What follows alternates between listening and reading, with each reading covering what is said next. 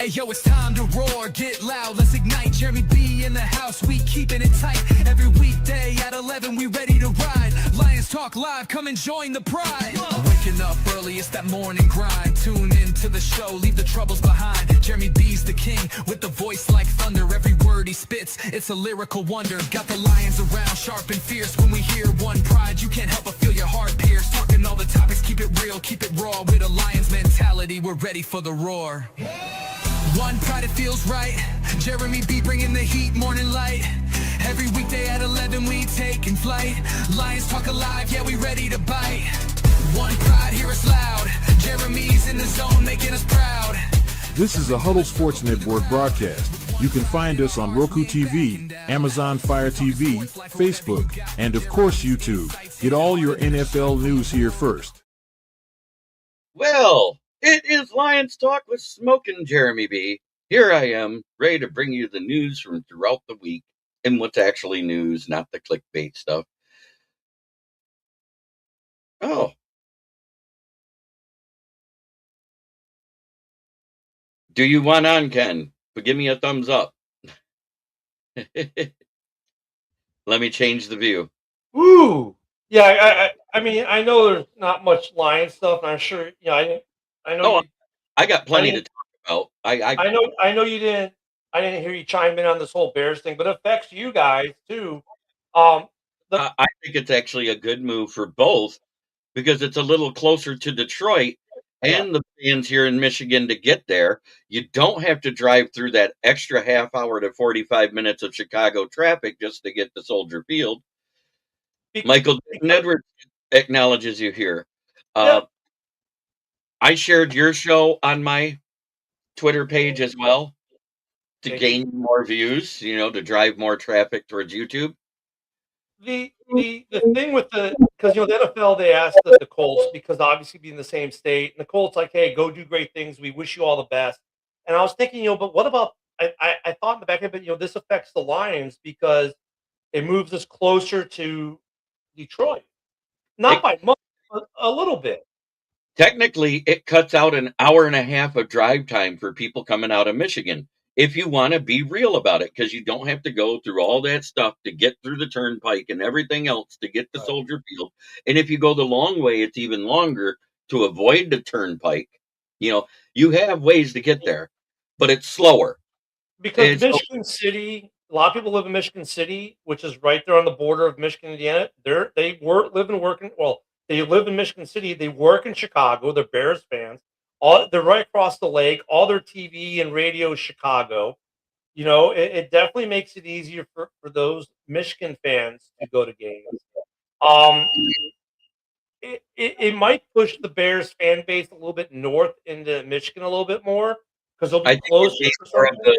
The St. Joseph, Niles, Grand Rapids, Holland, Benton Harbor, those type of places, you'd gain fans from there. Because there's probably already fans from there, but they don't go to games because they don't want to deal with the traffic. Well, and there's always that town where you get, when you're in between two franchises, you get those towns where like people are like house divided. It pushes that line a little bit north, maybe. But yeah, I mean, it'd be easier to go. It's easier to go to games if you're a Lions fan to come down to go see a Bears game. It makes it a lot easier. And for right now, because you only had 1 year of success, your ticket prices won't go up as much as what the Lions did the last 2 years yet. You have another year before that increase happens. You need another year of that type of success, because if you actually look, it's in the NFL rules. It's in the bylines. If you have 2 successful years, you will have a price increase. It's set by the NFL. The Bears did raise their ticket prices 15% for next year already. Wow, they didn't even give you guys a year break. Yeah. The taxes in Illinois are ridiculous. And we spent the whole last hour talking about this. And it's funny because they set the bar so low for the states, right? We own the land. We're going to use the whole stadium. All we need is the property tax rate to be the same as the other stadiums in Illinois and do infrastructure. And the state said, read our middle fingers.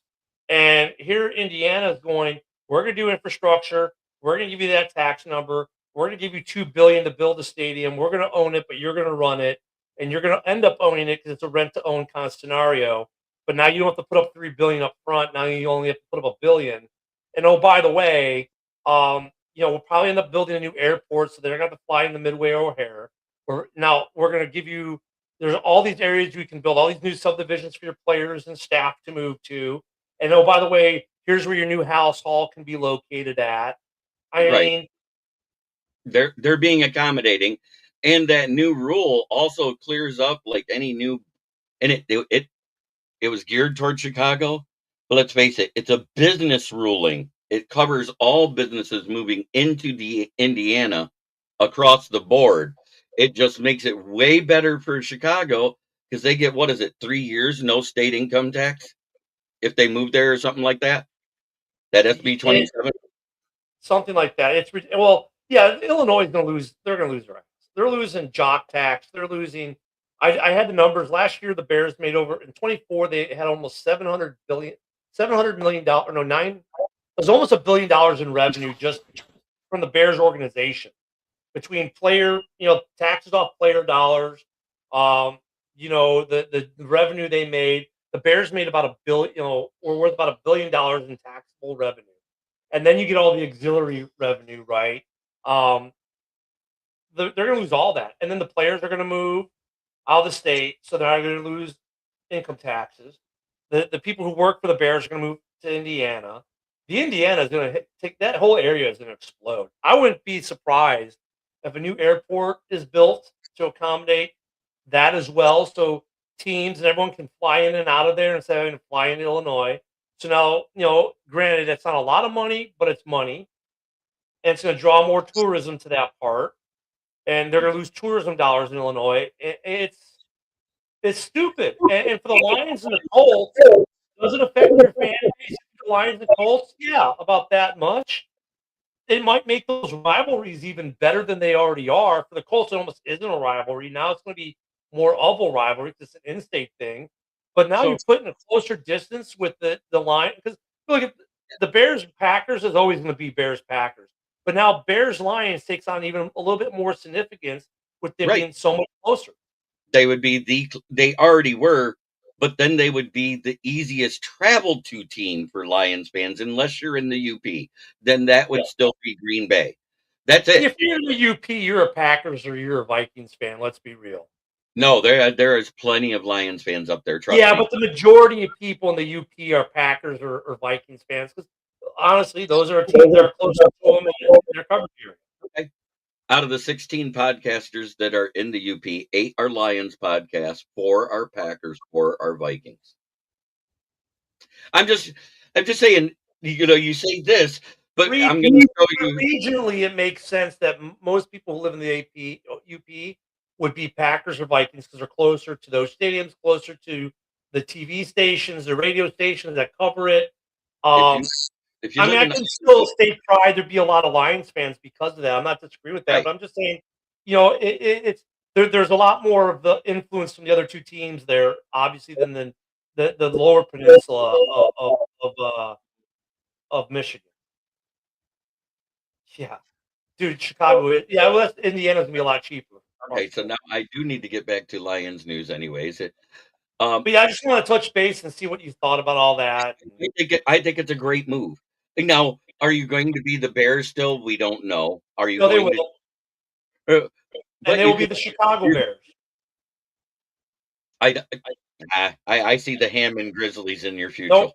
I'm just messing with you. Yeah, no, per NFL rules, though, they're within a mile radius of the city limits to still be called the Chicago Bears, and they're in the Chicago metropolitan area still technically. I think they should drop the Chicago altogether because of how. Look at that!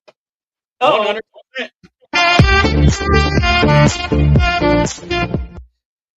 Yeah, they'll keep everything. They'll keep the name.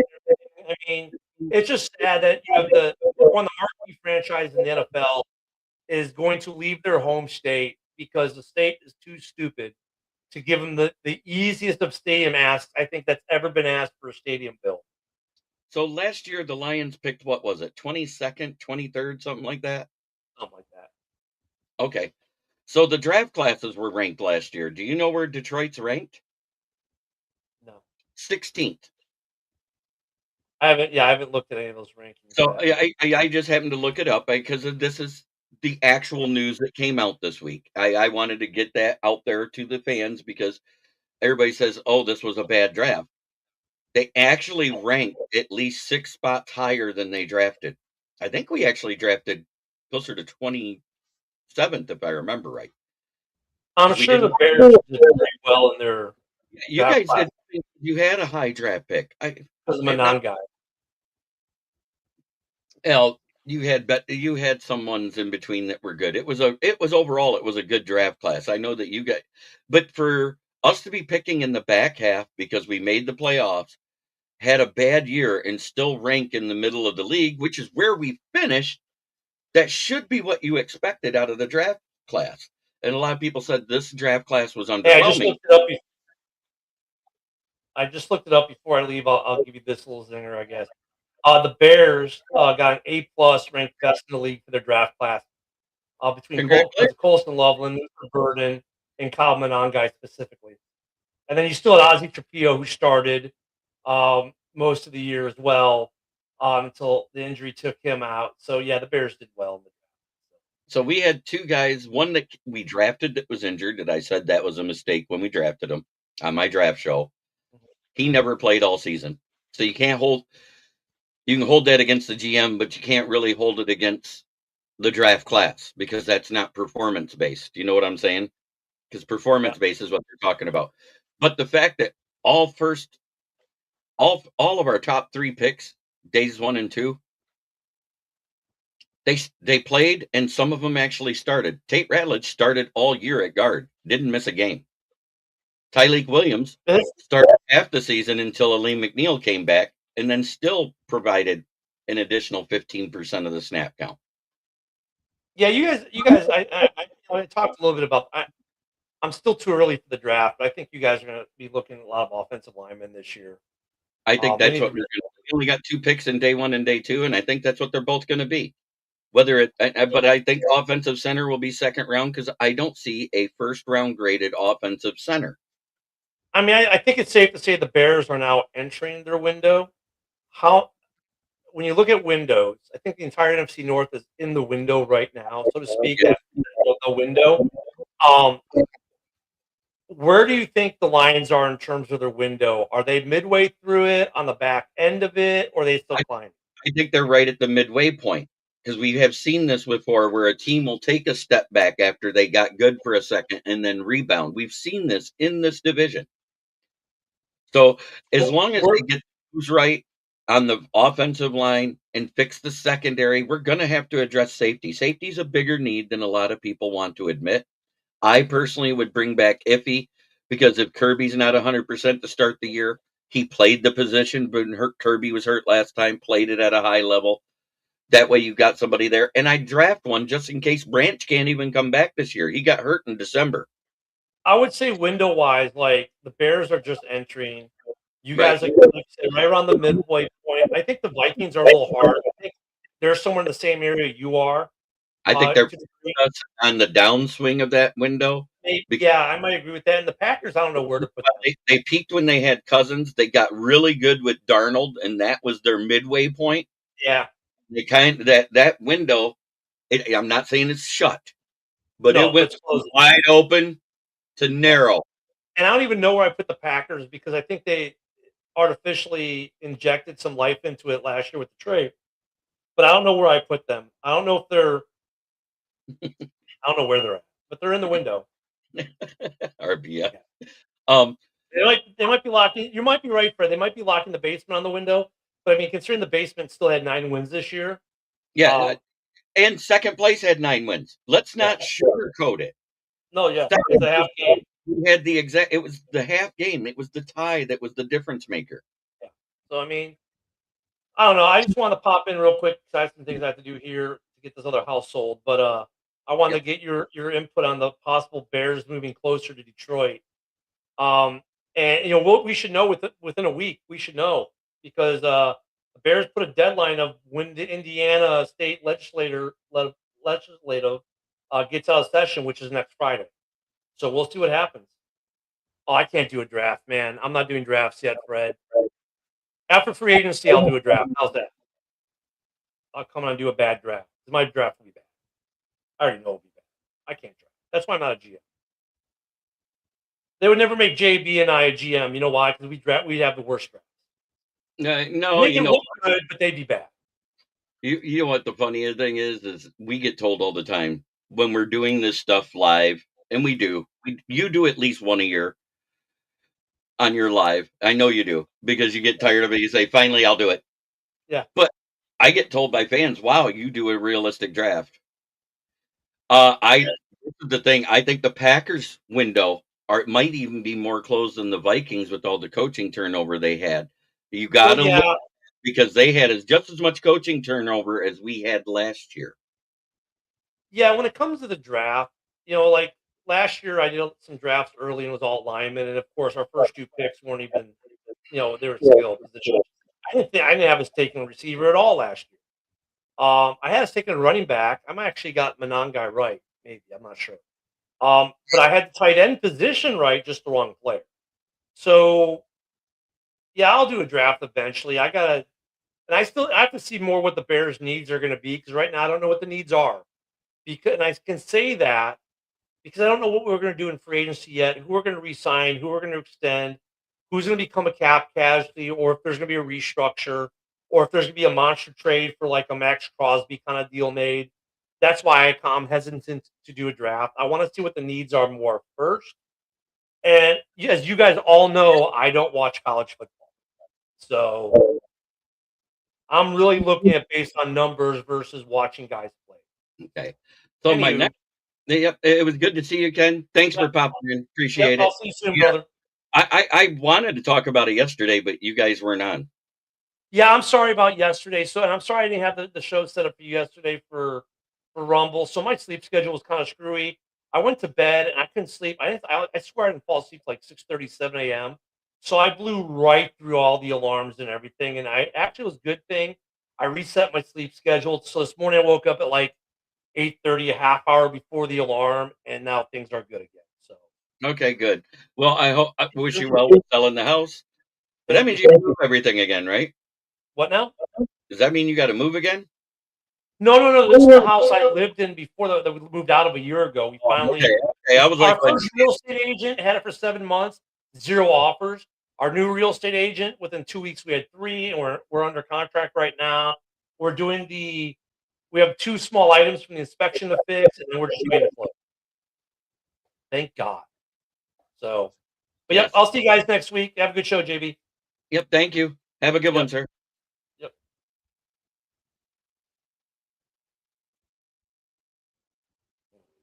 I gotta do this the right way. There.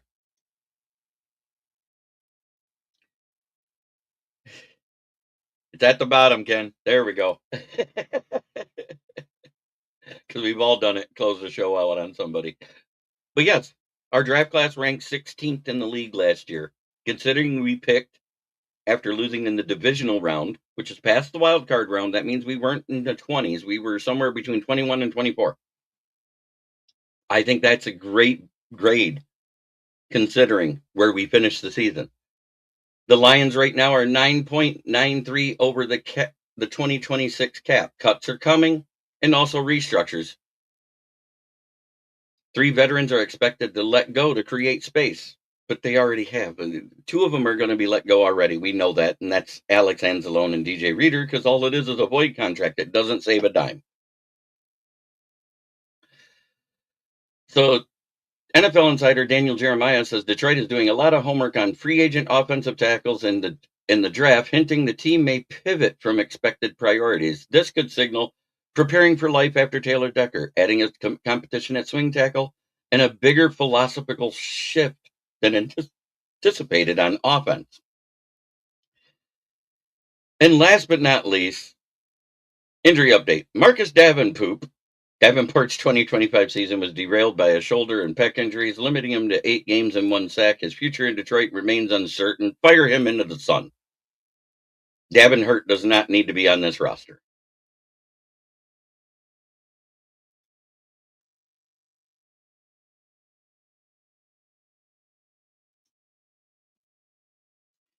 And anyone that complains when you got a third-round pick getting 6 touchdowns over a first-round pick that had none, you're insane.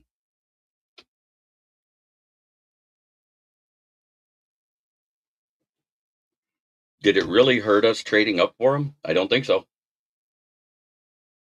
I mean, 2 catches were in meaningless games. Oh, boy.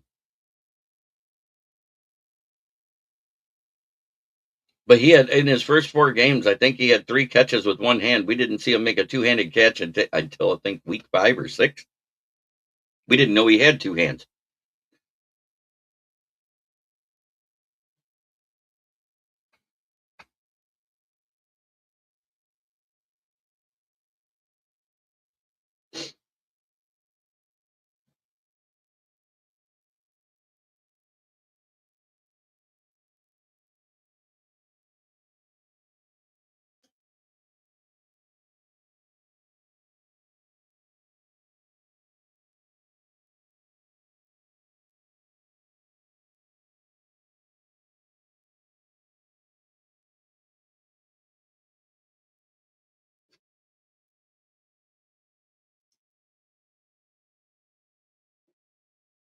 Yes, I did. And I would take him at 50 every time because if you look at where he's ranked at 75 by ESPN, and we're about that point. I covered all the major news, other than the fact, Rod Wood's retiring, where they're looking for his replacement. They were looking for his replacement at CEO.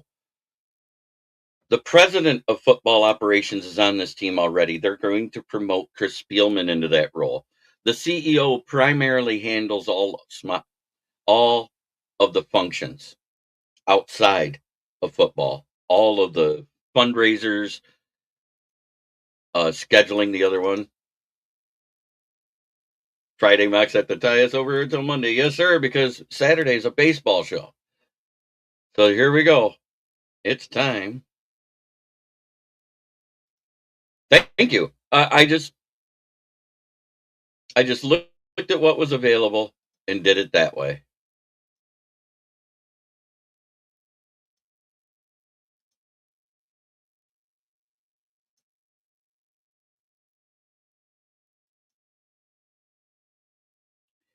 Let's roll.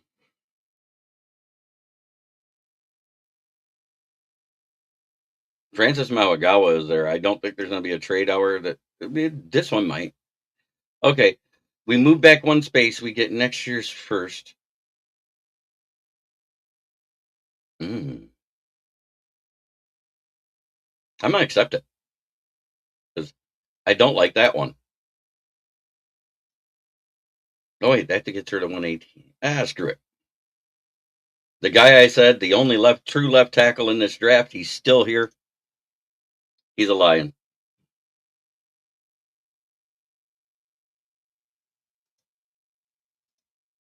See, because if you do this, I thought I picked ESPN. That's weird. He falls down that far in one day.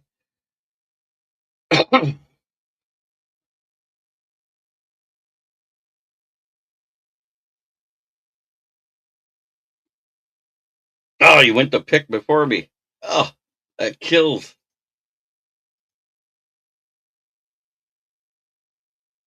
Dave Jacobs is gone, but here's a guy. Let's do Kearse County. Yeah, here's a guy. No, Danny Dennis Sutton. If he's here at 118, he's a no-brainer.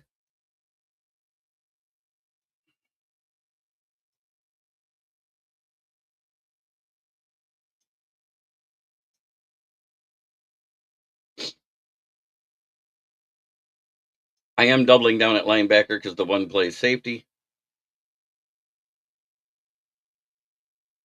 And that'll leave me with 2 picks. And I'm going to go offense with those. I want to see something. Did he get picked? Yeah, he's gone. I'm not waiting till the 7th round to get him.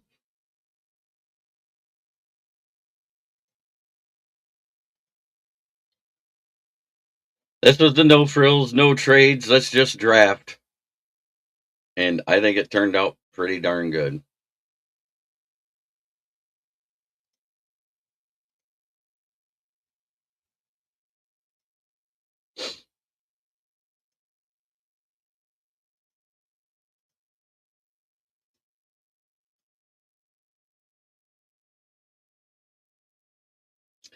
I want to see him used more. He wasn't targeted enough when he was on the field. He held 18% of the snaps. He was targeted less than 15% of the time.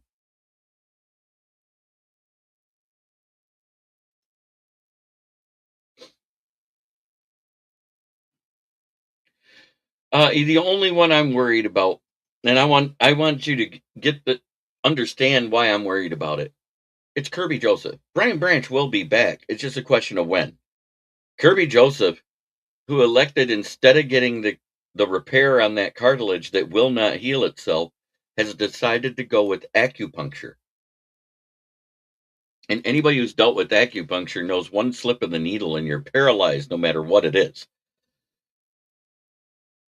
That scares the hell out of me that he's risking his entire career for that. So we're going to look at both drafts. The one from yesterday, which was mock draft 55, to today's.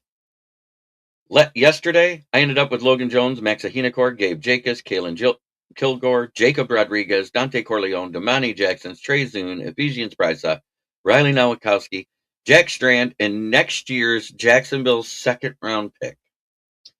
And the reason why is they actually traded me like 48, but I knew I could get Logan Jones at 50, so I traded back again and garnered more picks.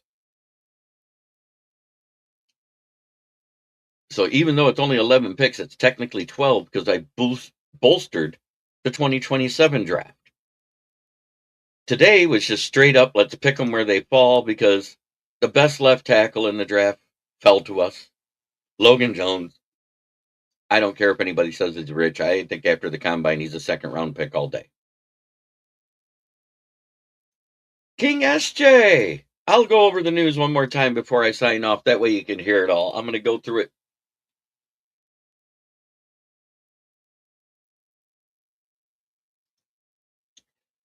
Right, he can paralyze that leg. That's what I'm saying. I understand it was his knee. You're not understanding what I'm saying. You can paralyze, you can numb it, make it dead from the knee down. That's the only thing I'm worried about. I didn't misspeak. I know what I meant.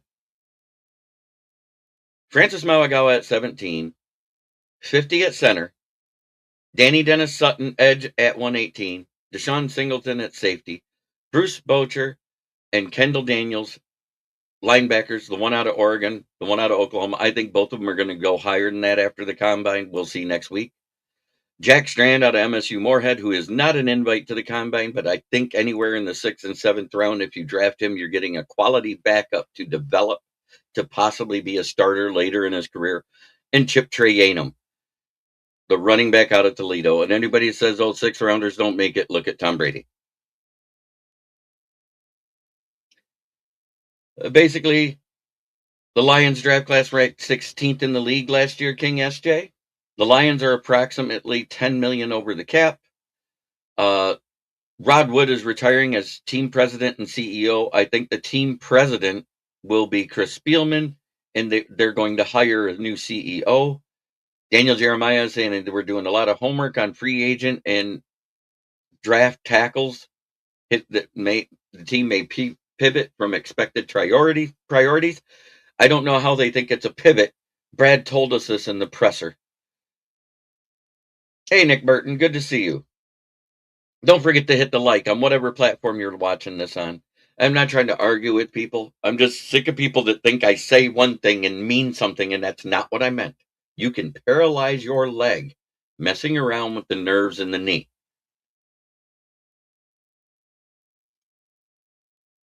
Yeah, I'm just doing a quick recap for you. So, preparing for life after Taylor Decker, adding competition at swing tackle.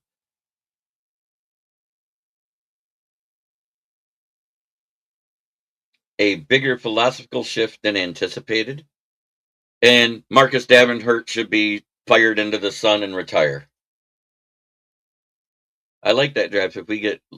I don't think we get Lindenbaum. That's why I'm taking a center in the 2nd round. If Logan Jones ain't available, I'm taking the next best one in Parker's Brailsworth. If he's not available, I'm taking Jake Slaughter.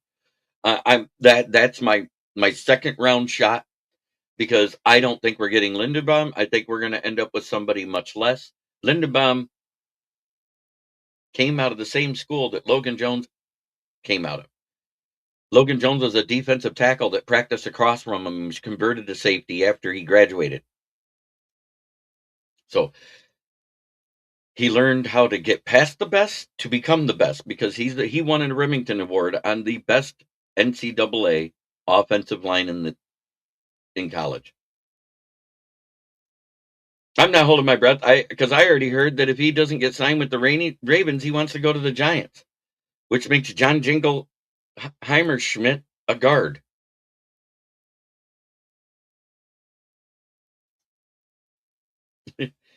Shake my head. I overlooked the OC. It's hard to see you on the phone. I get you. Yeah, the phone view is nice, and I love it for the fans. But there we go. Yeah, I definitely draft centers every year, and I'm always going to take them in the second round, because I think tackle and the biggest in center are the biggest needs this draft. Safety depth is, and what's nice about Kendall Daniels is, yep, no problem. I said he had acupuncture on his knee. It could paralyze it. That's what I was trying to say. And everybody hears paralyzed and they think, oh no, it's not on his back. No, on his knee. I said, instead of surgery on his knee, he decided to get acupuncture on it. And that bothers me that he's doing this. He's risking his entire NFL career on something that may or may not work.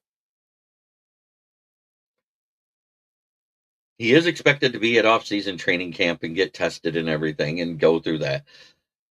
But what if it doesn't work? The herniated disc with the fluids drained off of Sam Laporta's back, I trust that he'll be back for an off-season training camp before I trust Kirby Joseph. And your updated medal count. Lions currently hold second place in the Olympics now after winning in USA women's hockey by beating Canada in overtime. How you doing, Zach? Welcome to the show. I just did a quick recap. I also did a mock draft. I've been doing it ever since the Rams game, because I knew we weren't making the playoffs. It had nothing to do with no faith in the team. It had to do with the fact that it seemed like the NFL didn't want us there. And I'll leave it at that. But I did my 56 mock draft today. This is what I ended up with. Mawagawa fell to 17. Logan Jones at 50. Danny Dennis Sutton edge out of Penn State at 118. Deshaun Singleton at 155. Bruce Boucher out of Oregon, linebacker. Kendall Daniels, the linebacker / safety that they call the cheetah position at Oklahoma. Look up Ben Venable's defense there, and you'll see. Jack Strand, backup quarterback, graduating out of MSU Moorhead, set records for passing there. And Chip Trayanum, I call him the wrecking back. He's 5'11", 230, expected to run around a 4.5 40.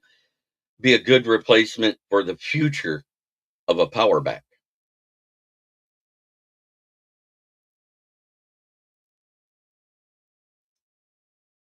Right.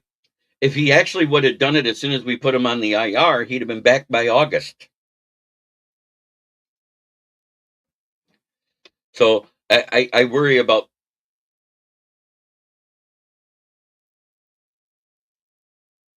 One of the doctors was saying that if they are talking they didn't do stem cell treatment, Zach J. Kirby Joseph decided to go with acupuncture on his knee. And acupuncture, even though it's been studied for centuries, I don't know if he's going to one of the old school people or the new people that learned it new or whatever. One slip of the needle can numb him from the knee down and paralyze his leg and ruin his career. That's what I was getting at. And I think it's stupid he went that route.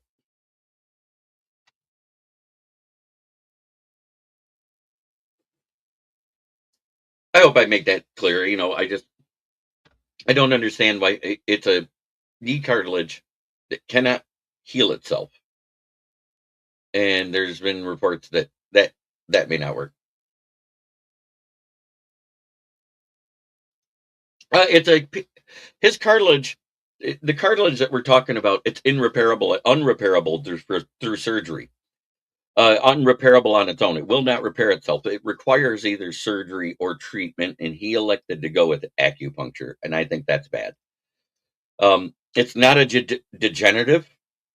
It's one of those cartilage that just, if it wears out, it wears out. And there's people who've had the surgery. The surgery has been done 26 times in the NFL, and it was successful 18 times. So it has a 75% hit rate. So I don't get it. I would have elected for the surgery myself with that high of success. And that's going back as far as 2010 was the first time I heard of it being done. Because I did my research too. 18 people returned and had a successful career. At least extended their careers by 3 to 7 years. One of them is still playing in Kendall Fuller at a high level.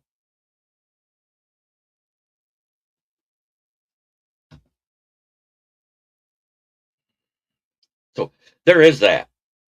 It's just the rehab. The rehab is the sketchy area. It could be as short as 6 months, or it could be as long as a year. They don't know. It depends on the grade of the surgery they have to do to repair that cartilage. It's cartilage, not a tendon, not a ligament. That's the problem. Cartilage doesn't repair itself. It's just like that boxer break from when I was 15 years old. It'll never heal itself. It'll re-break from time to time, but it's cartilage. It's not a bone that's broke there. And every time I re-break it, it becomes more pronounced and it sticks out more on the back of my hand. It's no different. There's nothing you can do about it. It's cartilage. It's not arthritis. It's not anything like that. It doesn't limit my movement. I can do everything anybody else can do with their hand. It's just something you learn to live with. Does it hurt? Hell yes. It hurts like the dickens. Especially at change of weather.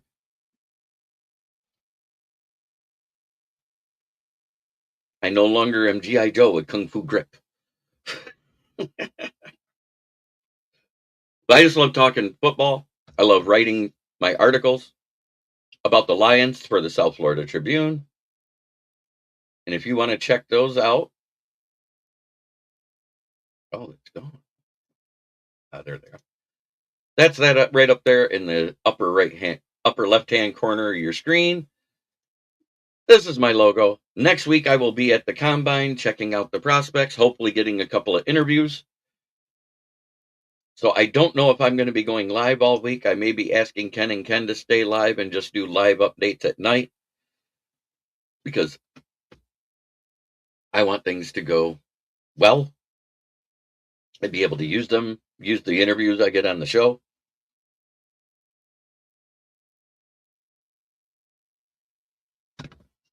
But try every day to be a better person than you were the day before. That's the only way to make the world a better place. It starts right here. Much love to everybody in the chat. And one pride. Peace out, my friends.